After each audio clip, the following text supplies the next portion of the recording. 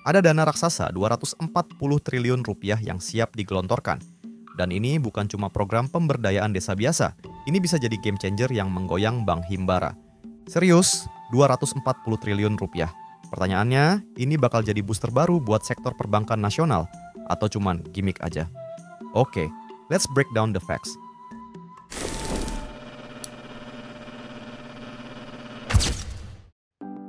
Menteri Keuangan Purbaya Yudisadewa udah ngasih lampu hijau. Koperasi Desa Kelurahan Merah Putih atau KDMP sekarang resmi bisa ngetap fasilitas kredit dari bank-bank Himbara. Kita ngomongin Bank Mandiri, BRI, BNI, dan BSI. Total plafon pembiayaannya mind-blowing, 240 triliun rupiah.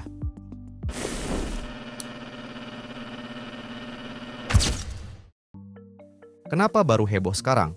Awalnya, program KDMP ini tujuannya mulia, memperkuat ekonomi desa pakai skema pembiayaan mikro kolektif. Tapi, jujur aja, sampai pertengahan tahun 2025 kemarin, program ini tersendat, stuck. Kenapa? Aturan teknisnya belum ada. Nah, disinilah turning point-nya. September kemarin, PMK nomor 63 tahun 2025 akhirnya disahkan. Ini yang ngebuka keran. Bank Himbara dikasih space buat nyalurin pinjaman sampai 3 miliar rupiah per koperasi. Dan skemanya jelas dibuat friendly banget. Cek detail dari PMK 49/2025. Pertama, plafon pinjaman maksimal 3 miliar rupiah per KDMP. Kedua, bunga atau margin super ringan, cuma 6% per tahun. Ketiga, tenor pinjamannya panjang, bisa sampai 72 bulan alias 6 tahun. Keempat, ada grace period alias masa tenggang 6 sampai 7 bulan sejak jatuh tempo. Pembayarannya dicicil bulanan.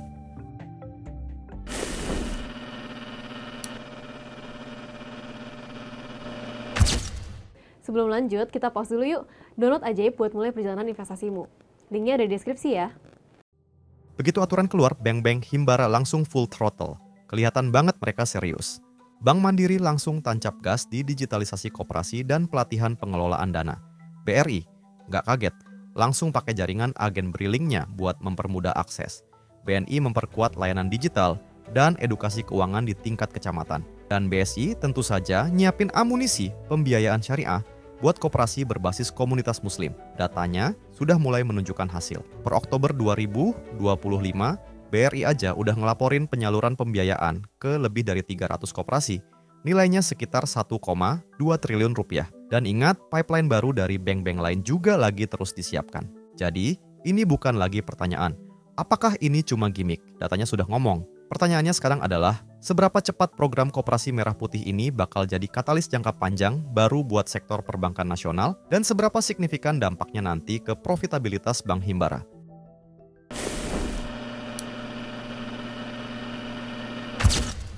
Bikin konten dari podcast Ajaib bisa dapat cuan. Yap, ini waktunya kamu ikut Cuan Talks Clippers Challenge. Caranya gampang banget. 1. Ambil cuplikan dari podcast Cuan Talks di YouTube Ajaib Investasi. 2. Edit jadi versi kamu sendiri, boleh kasih teks, subtitle, atau efek keren. 3. Upload ke TikTok, Reels, atau Shorts pakai hashtag Cuan Talks Ajaib. Views kamu sama dengan cuan kamu, dapetin reward sampai Rp300.000 per video. Upload videomu mulai 3 November sampai 7 Desember 2025. Yuk, ikutan sekarang!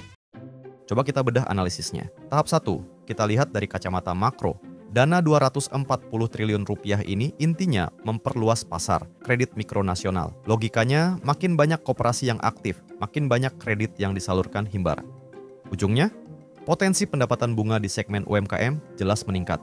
Kalau kayak gini, potensial winernya di awal-awal udah kelihatan. BBRI dan BBNI, yang jaringan rural atau pedesaannya emang paling kuat. Tahap 2, implementasi dan risiko. Jelas ada digitalisasi koperasi, ini bisa nekan biaya operasional, tapi risikonya juga ada. Ini butuh pendampingan serius dan validasi yang ketat. Biar apa? Biar kreditnya tepat sasaran, bukan malah jadi kredit macet massal yang bikin NPL perbankan meroket.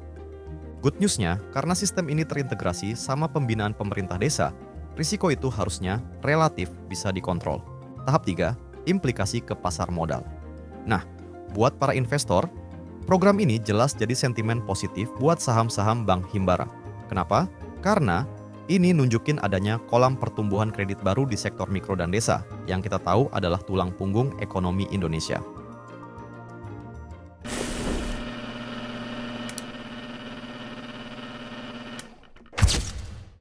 So, final thoughts. Program Koperasi Merah Putih ini kayaknya beneran bukan cuma jargon ekonomi kerakyatan yang stuck di atas kertas. Ini adalah real movement. Kalau kita lihat flow-nya dan komitmen Himbara yang langsung gerak cepat, ini potensi win-win solution yang serius. Dampaknya bisa double hit. Pertama, jelas, ini memperluas ekosistem inklusi keuangan. Which means, makin banyak orang di level grassroots yang terbuka, aksesnya ke perbankan yang proper. That's a massive positive impact buat ekonomi. Kedua, dan ini yang ditunggu-tunggu market, ini real talk bakal memperkuat kinerja Himbara. Ini menciptakan pasar baru, fresh money, dan growth story baru buat segmen mikro mereka. Dan ini bagian paling menariknya. Keywordnya itu modern. Digitalisasi dan skema syariah udah dilibatkan dari awal. Nah, bocoran halusnya mungkin di sini. Yang kita dengar, fokus ke digitalisasi ini bukan cuma buat gimmick biar kelihatan canggih. Number. Ini disiapkan buat next level scalability. Ini yang bikin programnya beda dari program-program desa sebelumnya. Ini disiapkan biar sustainable dan bisa di-scale up lebih besar lagi nanti. Artinya, arah kebijakannya makin modern, makin inklusif, dan yang pasti, nggak main-main. Ini bisa jadi blueprint baru. Nah, itu tadi analisis cepatnya, tapi ingat, semua analisis ini buat edukasi. Investasi saham itu mengandung risiko dan semua keputusan jadi tanggung jawab pribadi. So, gimana menurut kalian? Apakah 240 triliun rupiah ini bakal jadi booster baru buat Himbara? Atau ada risiko tersembunyi yang kita belum lihat? Coba drop pendapat kalian di kolom komentar. Ajaib semua bisa.